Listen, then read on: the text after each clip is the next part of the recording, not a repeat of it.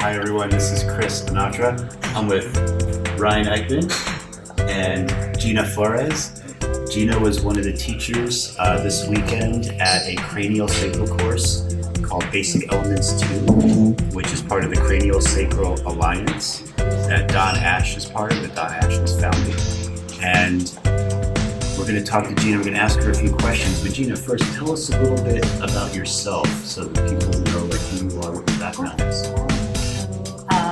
My background primarily started in dance and dance education.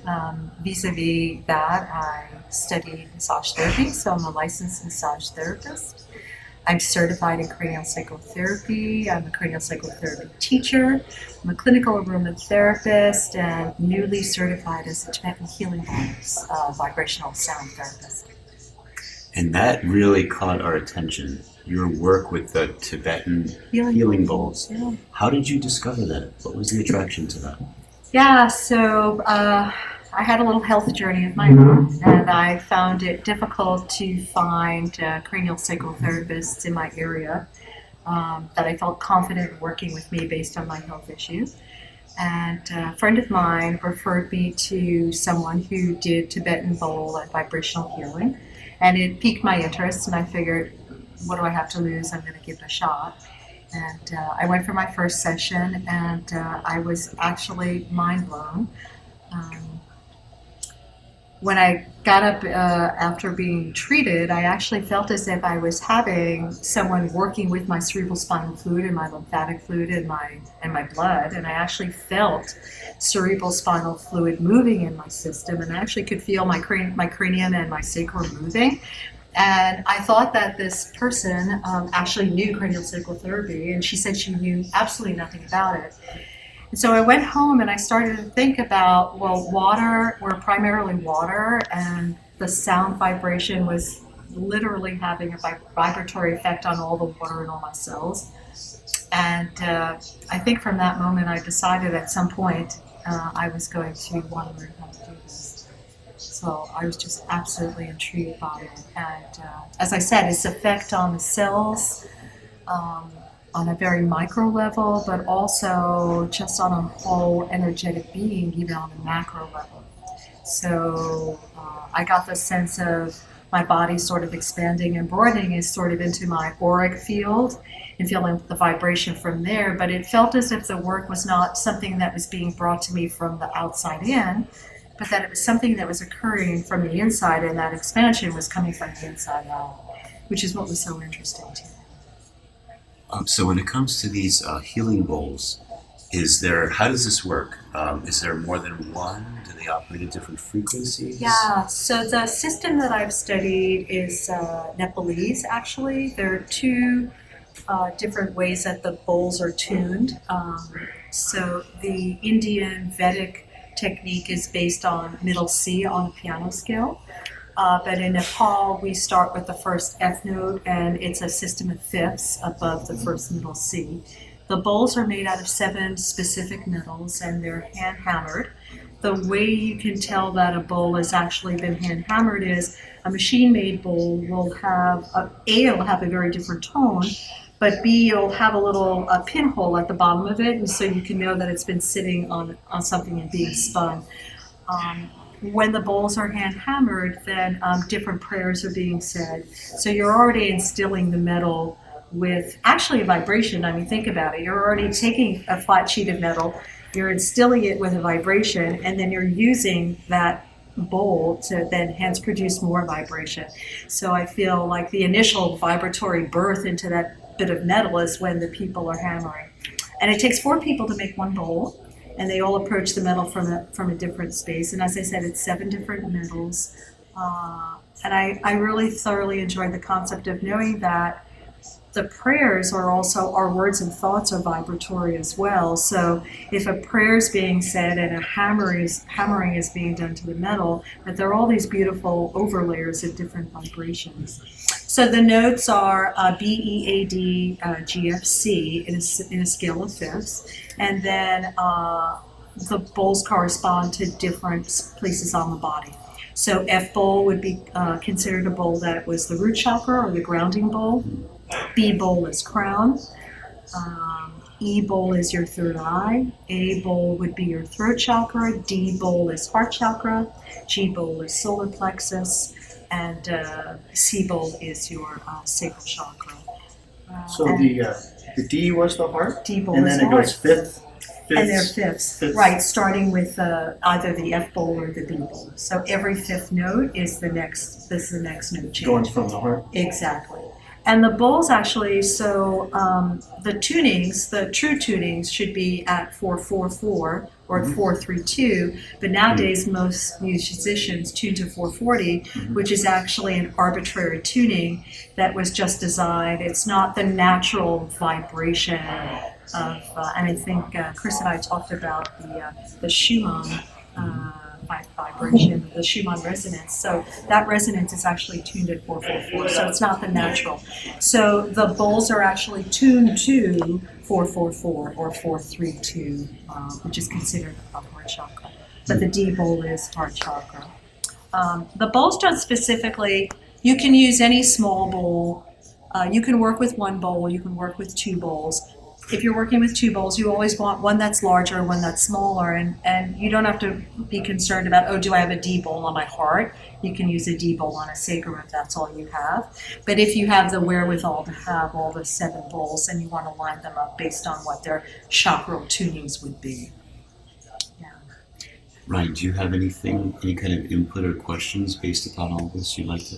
So do you use these bowls as a sort of an amplifier for the intention? Yeah, that's really cool. I'm so glad you put it that way. Yeah, so when I started to work with the bowls myself, and I was trying to figure out how does intention into a body when we're working with cranial sacral therapy, and when I'm thinking about fluids and cells, and then how do I overlay that with the bowls?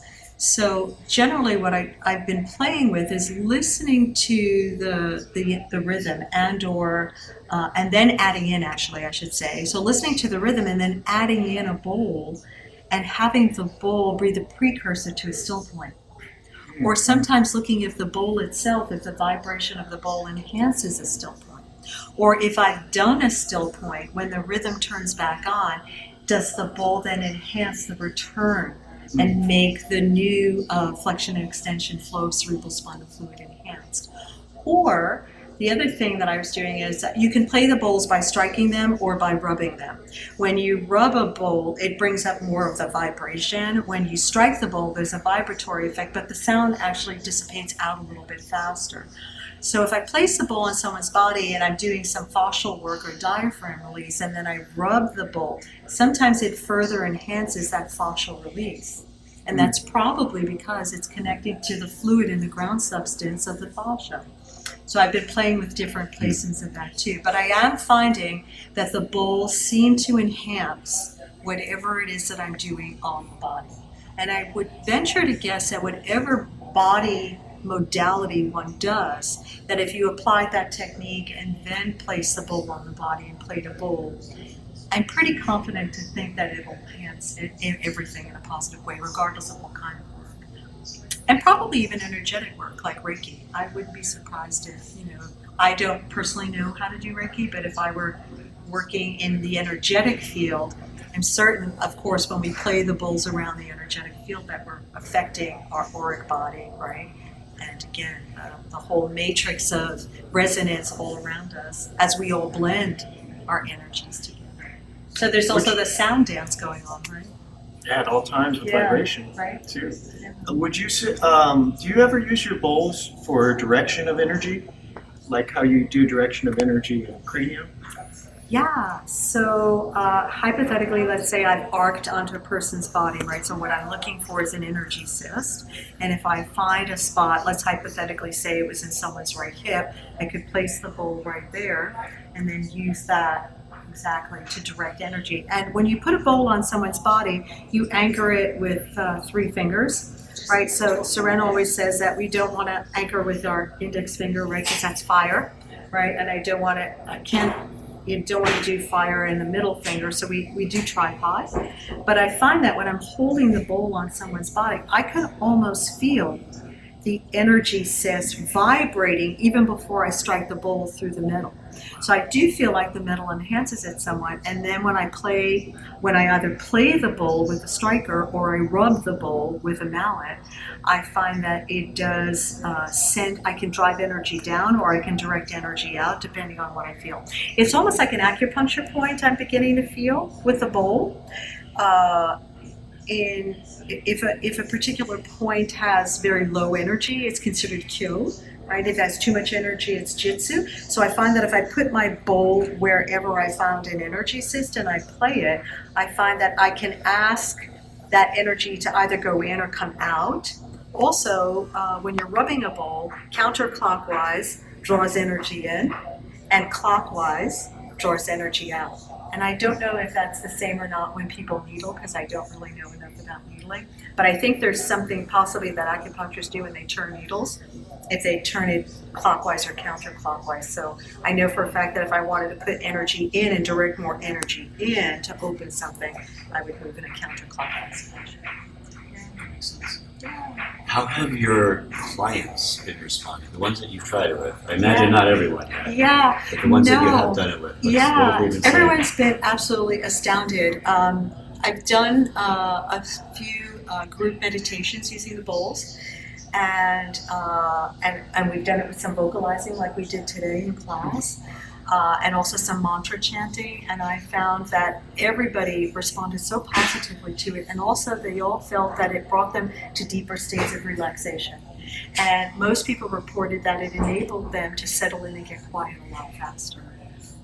Personally, when I do one-on-ones with clients, I find the same thing, that people feel that they had deeper relaxation, that they went off into more beta or theta brain state, where they were able to really get deep down. Some people said that, they were able to have almost like lucid dreaming, while they were on the table. So I found that it's really, so far, I've only had one person who felt that it was a little bit too much sensory input, and obviously that is something that needs to be respected. Yeah. But other than that, it's pretty positive. Yeah. I think there has to be an awareness with people maybe that have sensory input issues, or you don't know exactly where you're approaching someone at that time of day. So they may have already had too much overload maybe, or done too many therapies in one day. Clearly, I think if it's an environmental sensory input, like just too much noise in the street, clearly the bowls definitely do calm down the autonomic system, because it's the same thing like cranial sacral therapy, right? Or any kind of vibration, whether it's a drum or a rain stick or tuning forks or Tibetan healing bowls. What we're looking at is we're trying to dial down the autonomic nervous system and bring someone into more parasympathetic space so that their system can stay calm. So for the most part, people respond to it very positively. That's great. Beautiful. Ryne, do you have any further questions? Well, I was just contemplating about using this with cranio, and also having the cranial background is great, because the listening stations and how you experience the inner wisdom of something before you're going to go in and do this, do that. That's right. But I was just connecting the bowls that you use and the sounds they make to still points, because when we would have still points, or let's say the somatic release that went on with Michelle, you go and it drops, and what I mean by that is whenever there's a still point, the silence seems to get louder. Yes. And then you have to, and that provides more space for whatever to be seen or come up, and then it'll drop down, to deeper levels, and it's like the silence just gets louder. Yes. I feel like these bowls could really amplify the silence. Yeah, they probably do, because they're polyphonic. So when you strike a bowl, our ears, I think the way our brains work with sound is that we hear the first tone, right? And we go, oh, that's an F, or oh, that's a G, or oh, that's a C. But then eventually what we start to realize is that there are these polyphonic overtones. So we have multiple overtones, which is what's so important why the bowls are different than using just a single noted 440 tuned bell or something. And so you're right, because then as that sound starts to dissipate, it also brings us to that place of silence, right? So when you're doing a group meditation and you're guiding people into their breathing and almost creating their own still points or resting points, I ask them to breathe and also follow the sound. follow the sound until you feel you've reached your silence. And it actually takes a very long time for the bowl to actually get quiet. And even when the bowl is quiet, it's still vibrating. And if you were to strike another bowl, the bowl next to it, even before you strike it, begins to vibrate as well. Interesting. The bowl next to it. So if you were to line up several bowls and strike one bowl, all the other bowls start to vibrate, which is sort of going back to what you and I were talking about this morning, when all our vibrations are all vibrating together, right? So right now we're all having this vibratory exchanges, all of us, right? We're all vibrating, all our energies are bouncing around the room, the lights in the room. So same thing with a bowl. So when you strike a bowl, we think, oh, that sound has ended, but that vibration has had an effect on the bowl next to it, or the cells that you've got it on top of. What's also beautiful and interesting that I omitted to mention is that if you can treat by putting some water inside a bowl as well. If you pour a little bit of warm water, I'd say about an inch or 2 inches of warm water, you see a mandala fashioned inside the water, inside the bowl. And that mandala looks different on each person's body. So even though it's the same D bowl, right? And a D bowl's mandala, if I just put a D bowl on the floor and played it in a B bowl, those two mandalas look different. But then when I place them on a person's body, from person to person, those mandalas in the water will look different as well. Or how the vibratory pattern comes up is different as well. Because it's reflecting what's going on inside of us cellularly, through the metal, into the water, through the sound vibration, and then out. So that's also very interesting. So it's like this mandala has an energy cyst here. That's right. Yeah. Very It's fun. really beautiful to watch, and then you can also see a change. And then actually, the other thing that working with one client of mine at home, I noticed that after I gave her cranial sacral therapy treatment, I played the bowls around her, gave her cranial treatment, and then played bowls on her and around her, and they all sounded different after treatment. You changed the frequency. Yeah, well, exactly, changed her frequency, Chris. So, that's quite interesting too, is that even if you don't place the bowls on someone, but place them around a person and you play them, then treat with whatever your modality is, massage, Reiki, acupuncture, cranial sacral therapy, and then play the bowls again, they sound different. So that is definitely telling us something about energy. Gina, I think you're onto something here. Yeah, This is hopefully. really fascinating. It's very exciting, I hope so. So, for anyone that's watching, tell them where you are, how to find you, how to locate you, how to get a session. Super, yeah. So I'm based out of New York City and Northeast PA. My website is essentialbodywisdom.com, and you can always text me